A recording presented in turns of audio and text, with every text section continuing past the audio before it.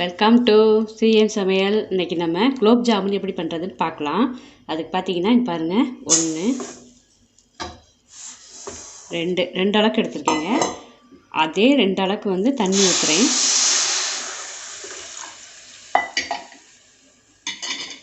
இது வந்து நல்லா கொதித்து கரையட்டும். இதில் ஏதாவது தூசி இருந்துச்சுன்னா அப்படியே மேலாப்பில் அப்படியே எடுத்துருங்க. முடிஞ்சால் ஒரு தடவை வடிகட்டிக்கலாம் நம்ம கூட. இது வந்து இப்போ நல்லா கரையட்டும். கரைச்சி கொதிக்கும்போது பார்க்கலாம்.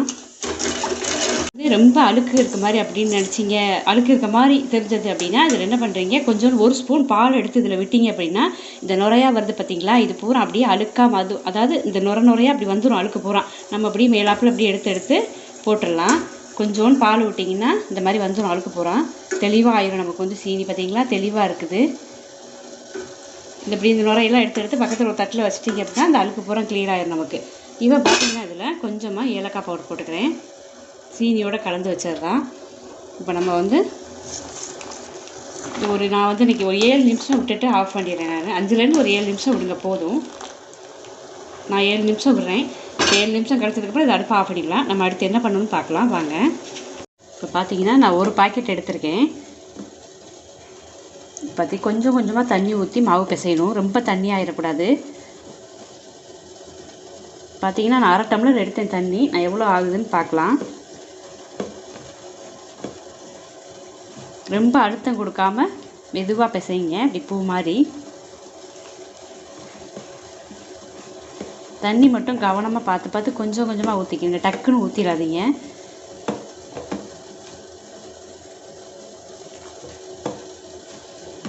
கால் டம்ளர் வரைக்கும் தைரியமாக ஊற்றலாம். அதுக்கப்புறம் கொஞ்சம் கொஞ்சமாக மெதுவாக மாவை லேசாக பிசைஞ்சு விட்டுட்டு பார்த்து ஊற்றுங்க. பார்த்தீங்கன்னா பாருங்கள், 1/2 டம்ளர் எடுத்தேன் தண்ணி. நான் ஊற்றிருக்கேன் இவ்வளோ. இது கொஞ்சம் இருக்குது. இப்போ நம்ம பார்க்கலாம் இன்னும் ஊற்றணுமான்னு.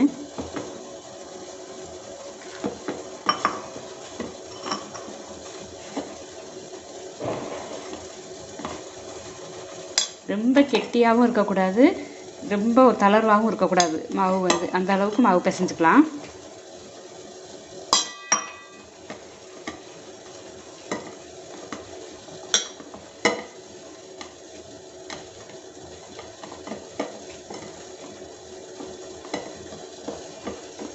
அவ்வளோதான், போதும். இதுக்கு மேலே தண்ணி வந்து நமக்கு ஊற்ற வேண்டாம்.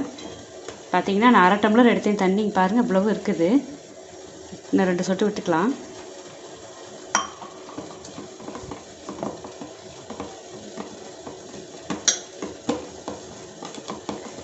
இது இப்படியே ஒரு 5 நிமிஷம் விட்டுறலாம்.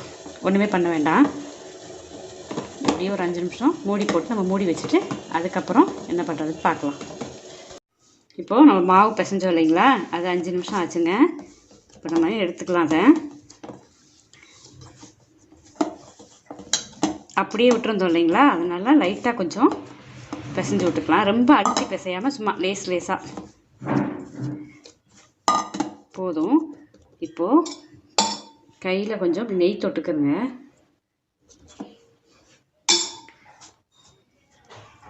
உங்களுக்கு வந்து எவ்வளோ வந்து குலோப் ஜாமுன் உருண்டை எவ்வளோ போடணும்னு நினைக்கிறீங்களோ அதுக்கு தகுந்த மாதிரி எடுத்துக்கலாம் மாவு வந்து. அதாவது ரொம்ப சின்னமாக போட்டாலும் நல்லா இருக்காது, ரொம்ப பெருசாக போட்டாலும் நல்லா இருக்கும். மீடியம் சைஸாக எடுத்துருக்கேன். நான் இப்போ பார்த்தீங்கன்னா 175 கிராம் மாவு எடுத்திருக்கேன். பேக்கெட் வந்து நான் இந்த அளவுக்கு தான் இப்போ எல்லாமே உங்களுக்கு சொல்லியிருக்கேன். இந்த மாதிரி கொஞ்சமாக எடுத்துகிட்டு பார்த்தீங்கன்னா லைட்டாக நெய் தடவிக்கிறங்க. ஃப்ளேவருக்காக தான், வேறு ஒன்றும் இல்லை. லைட்டாக அப்படி வச்சுட்டு ரொம்ப அதாவது அழுத்தம் கொடுக்காம உருட்டுங்க.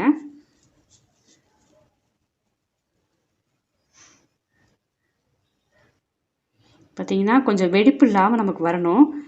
லைட்டாக உருட்டிட்டு பார்த்தீங்கன்னா வெடிப்பு இருக்கான்னு பாருங்கள். இல்லாட்டி திருப்பி இன்னொரு தடவை அழுத்தம் கொடுங்க, சரியாக வந்துடும் நமக்கு. பார்த்தீங்களா, இப்போது இந்த மாதிரி நம்ம எல்லாத்தையும் உருட்டி எடுத்துக்கலாம். நம்ம எல்லாத்தையும் உருட்டி எடுத்துகிட்டு பார்க்கலாம்.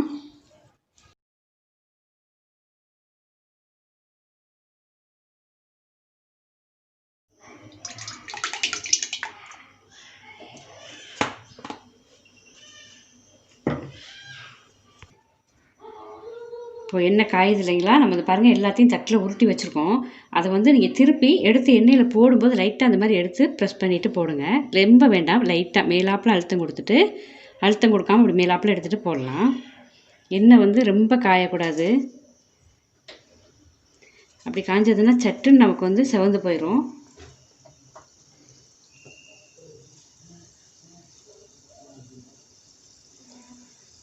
பொறுமையாக ஒன்று ஒன்றா போட்டுக்கிட்டே வாங்க. நிறைய போட வேண்டாம். நிறைய போட்டோம் அப்படின்னா சீக்கிரம் வந்து அந்த வெடிப்பு வர்றதுக்கு சான்ஸ் அதிகமாக இருக்கும். அதனால் கொஞ்சம் கலக்க போட்டே பொரிச்சு எடுங்க.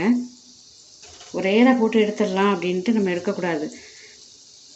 குலோப்ஜாம் வந்து அதாவது சில நேரங்கள் வெடிப்பாக வரும், சில நேரங்களில் வெடிப்பு இல்லாமல் வருங்க. அதனால ஒன்றும் பிரச்சனை இல்லை. நமக்கு எப்படி வருதோ அந்த மாதிரி நீங்கள் உருட்டி போட்டு செய்யுங்க. வெடிப்பு இல்லாமலாம் பண்ண முடியாது. போடுற 10 இதில் வந்து ஒரு 2 இது வெடிக்கும், 4 இது வெடிக்காது. அப்படி தான்.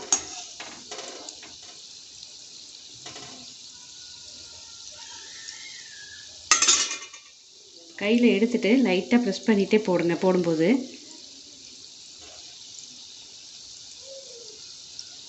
பார்த்தீங்கன்னா கொஞ்சம் ப்ரௌன் கலராக மாறிடுச்சு. நம்ம இதுக்கு மேலேயும் சில பேர் அதாவது இன்னும் கொஞ்சம் கலர் வர்ற அளவுக்கும் வச்சுக்கலாம் நீங்கள். அது இந்த காலா ஜாமுன்னு சொல்லுவாங்க இல்லைங்களா, அந்த மாதிரி. இப்போ இதை நம்ம எடுத்துடலாம். போதும். பாருங்கள், அழகாக வெடிப்பு இல்லாமல் வந்துருச்சு. சில நேரங்கள் வெடிப்பு இல்லாமல் வரும், சில நேரம் வந்து வெடிக்கும். அதாவது விரிசல் வரும். அதான் மாவு எப்போவும் ஒரே மாதிரி தான் பிசைவோம். ஆனால் சில சமயங்கள் அது மாதிரி கரெக்டாக வருது, சில சமயம் வெடிப்பு இல்லாமல் வருது. அதனால இது வந்து நீங்கள் பிரிஞ்சு போகாத அளவுக்கு பார்த்துக்கிறங்க. போதும். லேசாக வெடித்தாலாம் ஒன்றும் இல்லை. இந்த பாருங்கள், இதெல்லாம் லேசாக வெடிச்சு தான் இருக்குது, லைட்டாக வெடிச்சிருக்கு. அதனால் ஒன்றும் இல்லை. அதாவது எடுத்தோன்னே வந்து ஜீராலாம் போடாதீங்க. நம்ம ஏற்கனவே காய்ச்சி தான் வச்சுருக்கோம். அது சூடாக தான் இருக்குது. நம்ம எல்லாத்தையும் இது பண்ணிவிட்டு ஜீரா வந்து ஆறுனோன்னு போட்டால் தான் நல்லாயிருக்கும். கொதிக்கிற ஜீராலாம் போடாதீங்க. அப்படி போட்டிங்கனாவே கொஞ்சம் சீக்கிரமாக ஊறிடுது. அது ரொம்ப ஒரு மாதிரி இதாகிடுது. அதாவது எடுத்து சாப்பிட ஸ்பூன் போட்டு அப்படி கட் பண்ணி சாப்பிட்ற மாதிரி தான் இருக்கணும். நம்ம சூடான ஜீராவில் போட்டிங்க அப்படின்னா ரொம்ப லூஸாக இப்படி கொலன்னு எடுத்து சாப்பிடும்போது அந்த மாதிரி ஆயிடுது.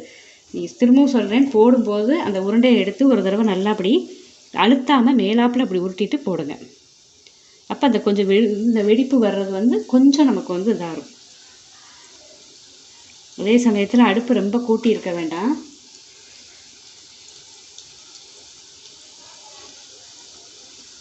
இதில் வந்து பார்த்தீங்கன்னா பால் ஊற்றி பிணையலாம், மாவு வந்து பிசையலாம். எனக்கு என்னமோ அது இந்த குலோப்ஜாம் மாவுலேயுமே வந்து பால் பவுட்ரு அந்த மாதிரி தான் கலக்கிறாங்க. அப்புறம் அதுலேயும் திருப்பி ஏன் பால் ஊற்றணும் அப்படின்ற மாதிரி என்னுடைய ஐடியா. நீங்கள் உங்களுக்கு பால் பிடிக்கும் அப்படின்னா தாராளமாக நீங்கள் பால் ஊற்றி மாவு பிசைஞ்சிக்கலாம்.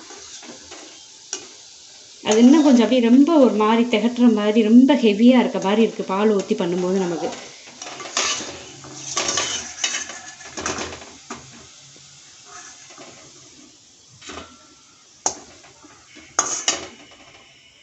பார்த்திங்கன்னா குலோப்ஜாம் எல்லாம் நம்ம பொரிச்சு எடுத்துட்டோம். பார்த்திங்கன்னா ரொம்ப விரிசல் இல்லைங்க, கரெக்டாக அழகாக வந்துருச்சு நமக்கு.